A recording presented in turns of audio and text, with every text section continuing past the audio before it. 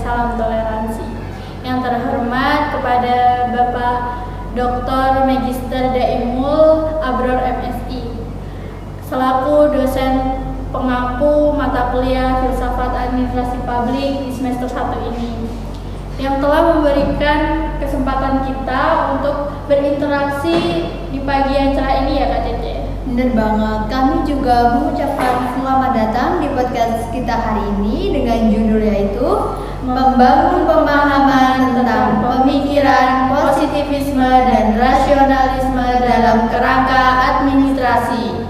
Baik, karena ini juga merupakan podcast pertama kita ya Kak Putri ya, rasanya kurang pas nih kalau kita tuh dulu memperkenalkan diri ya.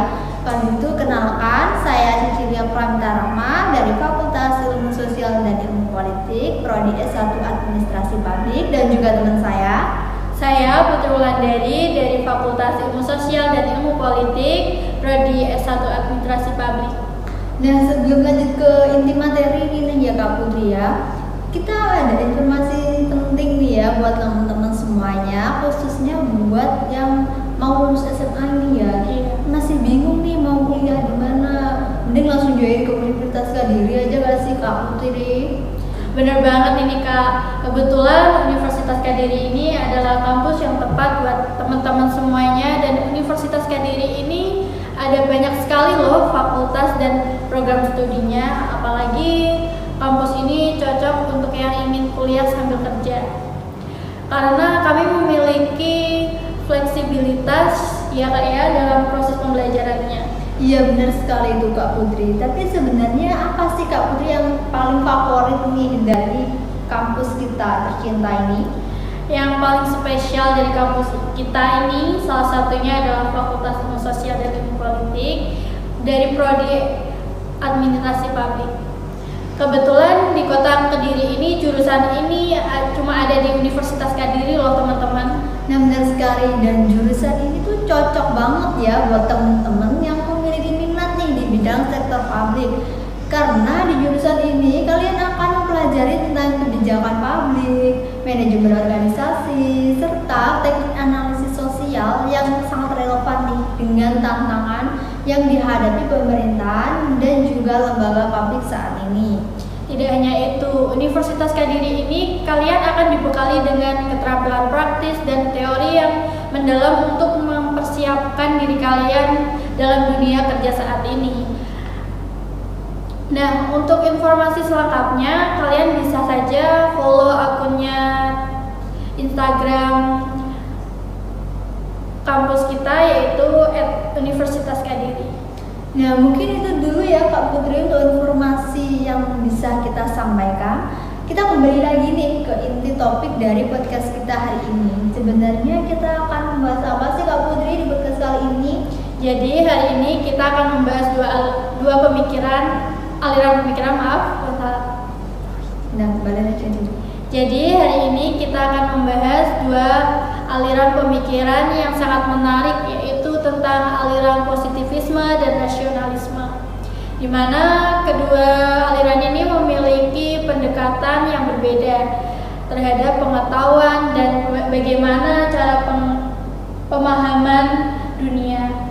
Baik, ini kayaknya seru banget nih ya Kak Putri. Mungkin kita mulai dengan positivisme dulu ya Kak Putri. Sekarang aku tanya Kak Putri, positivisme itu apa sih Kak Putri? Menurut aku, positivisme adalah pendekatan yang menekankan bahwa pengetahuan yang sah hanya diperoleh dari observasi dan pengalaman empiris.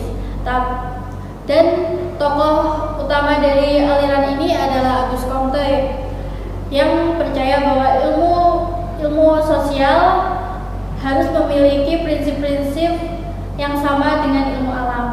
Nah, jadi bisa dikatakan kalau positivisme itu menekankan bahwa pengetahuan harus berdasarkan pada fakta yang dapat diobservasi dan diuji secara empiris gitu ya Kak ya.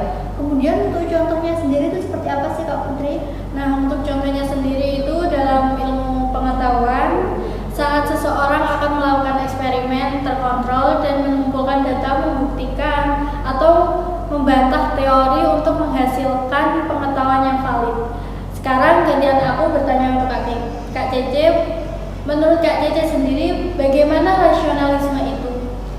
Rasionalisme sendiri adalah cara berpikir di mana penggunaan akal dan logika itu adalah sebagai fokus utama dari sumber pengetahuan. Nah, pemikiran rasionalisme ini berargumen bahwa kebenaran dapat dicapai melalui penggunaan akal budi tanpa tergantung sepenuhnya pada pengalaman indrawi.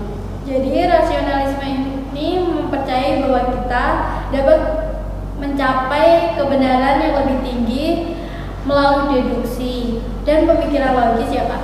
Nah, untuk contoh seperti ini apa nih Kak? Untuk contoh simpelnya mungkin ya, kita bisa lihat nih kalau misal kita akan membeli sepatu nih melalui online shop. Tentu sebelum membeli kita akan mencari terlebih dahulu nih fakta dan informasi terkait sepatu tersebut.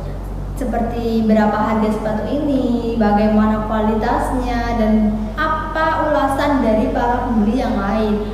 Nah, dengan menggunakan logika dan analisis, kita bisa membuat keputusan yang lebih rasional daripada berdasarkan perasaan ataupun insting saja. Tapi kira-kira kedua pemikiran ini bisa bekerja sama nggak sih Kak? Tentu bisa banget sih Kak Putri ya. Meskipun kedua aliran ini itu memiliki pendekatan yang berbeda, namun dalam beberapa hal mereka ini bekerja sama loh, saling melengkapi gitu. Wah, kira-kira seperti apa itu Kak Cece? Dan misalkan saja dalam sebuah penelitian nih ya, kedua pendekatan ini saling melengkapi di mana rasionalisme itu dapat membantu merumuskan hipotesis atau teori yang berdasarkan pada logika. Nah, sementara positivisme itu dapat membuktikan atau menguji teori tersebut melalui data-data empiris. Jadi keduanya ini itu terkadang memiliki persamaan dan juga perbedaan Kak Putri. Nah, sekarang nih gantian ya, aku yang tanya ke Kak Putri nih. Kira-kira perbedaan dan persamaan dari keduanya ini apa sih Kak Putri? Untuk perbedaannya kita bisa lihat dari positivisme lebih berfokus kepada pengalaman empiris dan data yang diobservasikan. Nah, positivisme ini menekankan bahwa pengetahuan hanya bisa diperoleh melalui metode ilmiah dan pengetahuan. Sedangkan rasionalisme menekankan bahwa pengetahuan diperoleh melalui akal dan pemikiran yang logis. Jadi pengetahuan ini bisa dicapai tanpa pengalaman empiris, bisa saja melalui deduksi dan penalaran. Wah, sangat jelas dan runtut sekali nih ya penjelasan dari Kak Putri ini. Jadi yang perlu kita garis bawahi yaitu kedua aliran ini tuh tidak selalu bertentangan ya Kak ya. Dan beberapa hal mereka itu saling melengkapi juga. Iya, benar sekali Kak Cece. Jadi pesan-pesan yang bisa kita ambil yaitu terbukalah terhadap berbagai pendekatan dan perspektif dalam memahami suatu fenomena.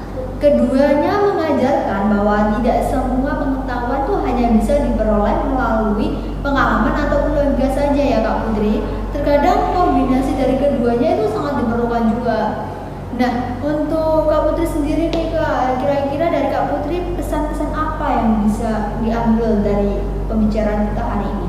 Pesannya kita harus selalu bersikap kritis terhadap informasi yang kita terima, baik itu positivisme maupun rasionalisme, yang mendorong kita untuk tidak menerima klaim tanpa bukti yang jelas dan logika yang kuat.